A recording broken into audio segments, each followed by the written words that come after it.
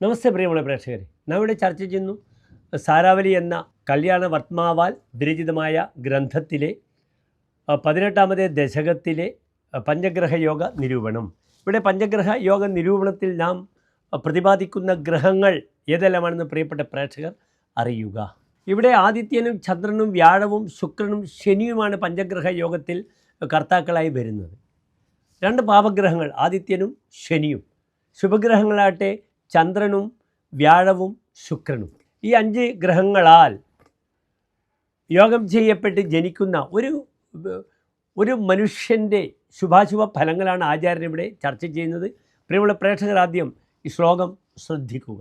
വാഗ്മീന്ദ്രജാലരഥ ചലചിത്ത സ്ത്രീഷു വല്ലഭോ മതിമാൻ ബഹുശത്രു വിഗതഭയ രവീന്ദു ഗുരുശുക്ര ഭാനുസുദേഹി. ഇവിടെ ഭാനുസുത എന്നാൽ സൂര്യസുതൻ ശനി, രവി സൂര്യൻ, ഇന്ദു ചന്ദ്രൻ, പിന്നീട് ഗുരു ശുക്രന്മാർ, 2 ആചാര്യന്മാർ. ഈ ഗ്രഹങ്ങളുടെ യോഗത്താൽ ജനിക്കുന്ന ഒരു മനുഷ്യൻ്റെ സ്വഭാവം, അദ്ദേഹം ആരായിത്തീരുന്നു? അദ്ദേഹം വാഗ്മിയാകുന്നു. അദ്ദേഹം നന്നായി സംസാരിക്കുവാനുള്ള കഴിവുണ്ടാകുന്നു, വാക്പടുവാകുന്നു. വാക്ക് പ്രയോഗിക്കുന്നതിൽ അത് സദസ്സിലായാലും സമാജത്തിലായാലും അധ്യാപകനായാലും അല്ലെങ്കിൽ പ്രചാരകനായാലും പ്രവാചകനായാലും നന്നായി നല്ല വാഗ്മിത്വം കൈവശമുള്ള വ്യക്തിയായി അദ്ദേഹം ഭവിക്കുന്നു. അവിടെ 2 സമസ്തപദമാണ്, വാഗ്മി ഇന്ദ്രജാല നിരത. അതൊന്നിച്ചാണ് നാം സമസ്തപദമായി ഉപയോഗിക്കുമ്പോൾ വാഗ്മി ഇന്ദ്രജാല നിരത, വാഗ്മി ഇന്ദ്രജാല നിരത. ഇന്ദ്രജാലത്തിൽ അദ്ദേഹം വളരെയധികം നിരതനാണ്.